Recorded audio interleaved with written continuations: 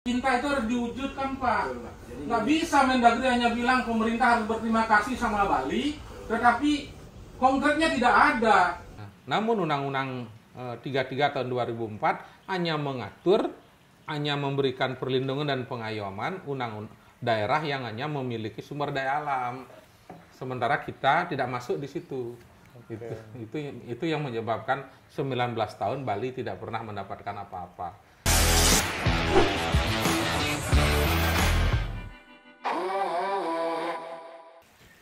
Pemirsa Setia Agama Pos, mungkin pemirsa masih ingat beberapa waktu lalu DPR RI menetapkan berbagai undang-undang terkait dengan pemerintah provinsi. Salah satunya adalah Undang-Undang Provinsi Bali. Dan sekarang kita sudah bersama anggota DPR RI Dapil Bali di Komisi 6, Nyoman Parta. Nyoman Parta ini adalah salah satu dari pemerakarsa dan terlibat aktif dalam proses menjadikan RUU Provinsi Bali itu menjadi undang-undang. Begitu ya, Pak ya. Selamat siang, Pak. Apa kabar? Baik, baik. Tapi kayaknya kalau di Bali nggak enak dipanggil Pak, panggilnya Beli aja ya.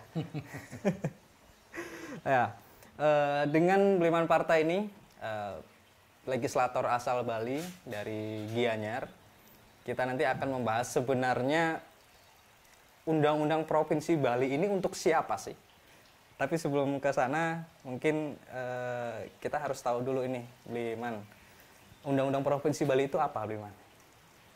Jadi, undang-undang yang ditetapkan oleh DPR RI, yang merupakan inisiatif dari DPR RI, khususnya Komisi 2 dan sebelumnya melalui proses di Badan Legislatif DPR RI yang merupakan pengganti dari Undang-Undang nomor 64 tahun 58 yang merupakan undang-undang yang merupakan satu undang-undang mengatur 3 provinsi Bali, NTT, NTB menjadi undang-undang yang berdiri sendiri hanya mengatur Bali. Itu hanya mengatur Bali, yaitu undang-undang tentang Provinsi Bali nomor 15 tahun 2023. Ya. Undang-Undang Provinsi Bali nomor 15 tahun 2023 itu ditetapkan kemarin tanggal 4 Mei ya, 2023. Tapi sebenarnya kenapa sih ini harus ada Undang-Undang Provinsi Bali? Tadi seperti Bliman sampaikan bahwa ini sudah ada undang-undang sebelumnya nomor 64 tahun 58 dan berjalan, saya pikir berjalan juga berjalan saja gitu, pemerintahan provinsinya berjalan. Tapi kemudian kenapa harus ada Undang-Undang Provinsi Bali? Ada beberapa hal yang mendasari. Yang pertama, dalam kurun waktu dari tahun 58 sampai tahun 2023,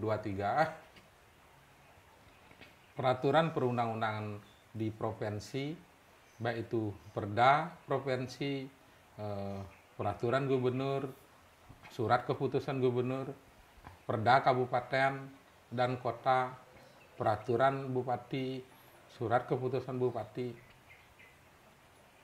itu semua merujuk kepada memakai konsideran menimbangnya kepada Undang-Undang nomor 58, Undang-Undang nomor 64 tahun 58. Itu adalah undang-undang yang memakai ketentuan Undang-Undang Dasar sementara dan dibuat pada saat Republik Indonesia Serikat.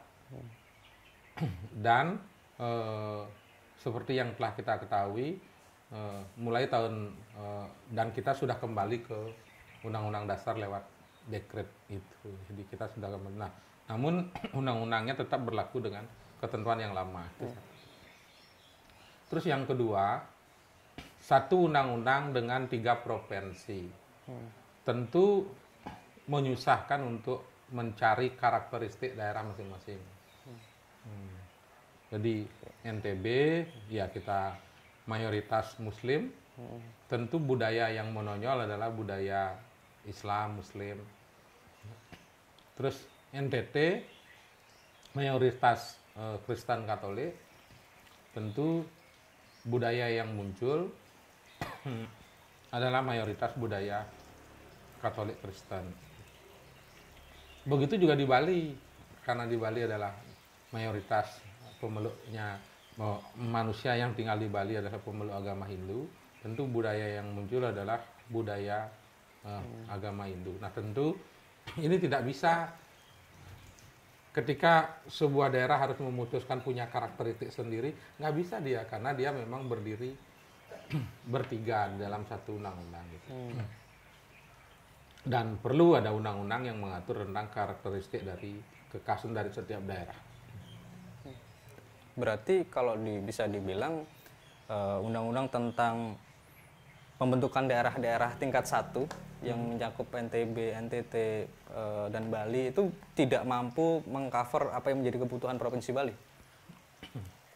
Tepatnya adalah kita memakai ketentuan yang sudah tidak berlaku sesungguhnya. Bahwa tidak ada persoalan ya karena tidak ada yang mempersoalkan. Bahwa tidak ada yang mempersoalkan. Ya, tidak ada yang mempersoalkan kan.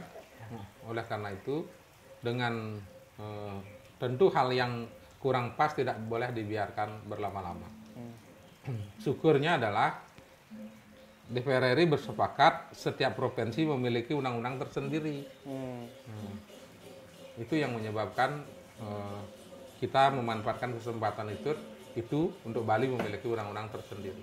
Tapi kemarin yang berpikiran untuk bukan mengganti, tapi memiliki dasar undang-undang yang pasti untuk Provinsi Bali itu kalau saya lihat juga kan kemarin banyak teman-teman DPR RI yang asal Bali itu juga turut bersama memperjuangkan undang-undang ini. Itu siapa aja, Bliman? Terus nanti selanjutnya itu seperti apa sih proses perjuangannya dari teman-teman? Apakah memang udah langsung jadi gitu aja?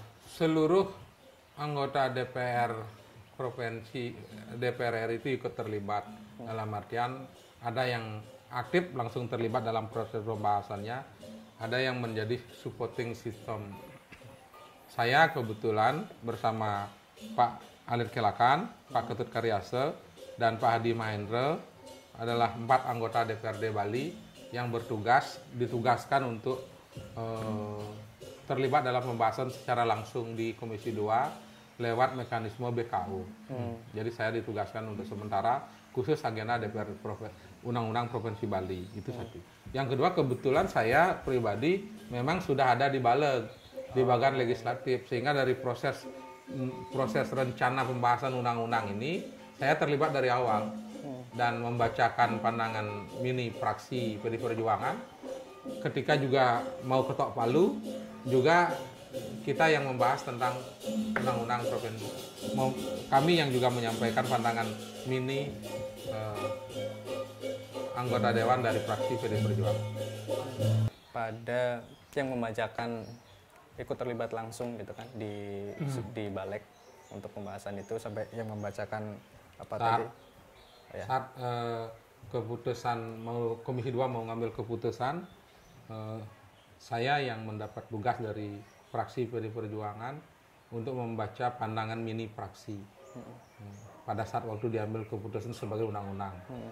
Pada saat sebelum itu melalui proses Baleg, Badan Legislatif, bahwa disetujui untuk dibahas, saya juga yang menyampaikan pandangan mini fraksi. Kalau tadi adalah keterlibatan langsung dari Bliman Parte dalam proses kemudian menjadikan RUU Provinsi Bali menjadi undang-undang. Tapi kita pengen tahu sebenarnya perjuangan dari RUU Provinsi Bali itu sebelumnya, kalau tadi Bliman bilang dari 58 itu sudah mungkin dasarnya sudah nggak pas untuk dilakukan di Provinsi Bali, tapi kok baru sekarang, baru 2023 ya, pengajuannya 2021 kan, baru itu diajukan, atau memang sebelumnya sudah melakukan sesungguhnya tidak pada saat itu. Sesungguhnya sudah ada proses yang jauh panjang. Dulu tahun 99 2004 kami di DPRD Bali yang gubernurnya pada saat itu adalah Bapak Dewa Brate, telah pernah mengusulkan undang-undang Otsus Bali. Otsus. Tetapi tidak berhasil. Tidak berhasil dengan berbagai kendala. Yang kedua, selanjutnya kami mengusulkan 2004-2009, kami mengusulkan Otsus Bali tahap 2. Karena tahap 1 sudah gagal, kita usulkan lagi tahap 2. Ternyata tidak dibahas lagi. Karena istilah Otsus itu dalam tanda petik dimusuhi di Senayan gitu. Nah, akhirnya hilang sudah. 2009 sampai 2021 hilang. Hilang. Nah, atas prakarsa dari Pak Gubernur Bali, Pak Wayan Koster, DPRD Bali, kampus, saya terlibat juga dari awal dengan teman-teman DPR RI, kalangan kampus dan juga kalangan tokoh agama, seluruh agama yang ada di Bali, berkumpul membahas rencana ini, dan selanjutnya setelah jadi rumusan pasal-pasal yang agak tebal, kita bawa ke Komisi 2 DPR RI, selanjutnya kita bawa ke DPD RI, selanjutnya Pak Gubernur memimpin rombongan ketemu dengan Mendagri, dan kemudian ketemu dengan Menteri Kumham, Pak Yasona Lauli. Itu. Ya, sampai di situ tiba-tiba COVID. Jadi 2019, 2020 berhenti, tidak terbahas. 2001 ada keputusan dari Komisi 2, intinya isinya 2. 1, provinsi-provinsi yang masih menggunakan undang-undang peninggalan Belanda, jadi masih menggunakan undang-undang dengan dasar yang lama, UUDS dan RIS, agar diganti. Itu satu keputusan. Yang keputusan kedua adalah setiap provinsi memiliki undang-undang tersendiri. Itu. Nah, kesempatan inilah yang kita manfaatkan di Senayan untuk menggerakkan kembali undang-undang provinsi untuk dibahas oleh Baleg, selanjutnya dibahas oleh Komisi 2. Kemarin perdebatannya di Senayan seperti apa, Bliman? Karena saya lihat beberapa video Pak Aman yang terutama yang di kayak mirip ruangan tapi mirip kapal gitu kan, sedang kayaknya keras sekali ngomongnya seperti itu. Ya, sesungguhnya karena saya mengikuti dari awal di Baleg, prosesnya rapat yang agak kencang itu adalah rapat-rapat akhir dari proses pembahasan. Dari awal memang satu dalam tanda petik ada kecurigaan tentang hal-hal yang terutama sekali yang berkait dengan bahasa-bahasa yang menggunakan istilah lokal. Tri Itekarane, terus Satkerti, terus hal-hal yang berkait dengan kramo, karena dimasukkan di situ kramo, terus kramo tamiu, itu yang gitu-gitu banyak dipertanyakan oleh teman-teman DPR yang berasal terutama sekali dari partai yang lain. Akhirnya karena kesepakatan dari Komisi 2 bahwa undang-undang yang diganti tidak boleh undang-undang baru sebagai pengganti dari undang-undang nomor 64 tahun 58 tidak boleh mengatur sampai hal-hal yang bersifat detail, melainkan hanya merubah nomenklatur dan menambah kekasan. Itu aja, sehingga dari puluhan pasal itu akhirnya hanya jadi sekian pasal. Terus yang di video itu, Paman, itu pas apa itu? Itu kan saya sudah ada dalam posisi apa istilahnya ya, habis-habisan. Karena besoknya harus ketok palu. Undang-undang Provinsi Bali ini terus dibawa ke belakang. Dari pembahasan awal, akhirnya ada 15 undang-undang kan? Ada 15 undang-undang.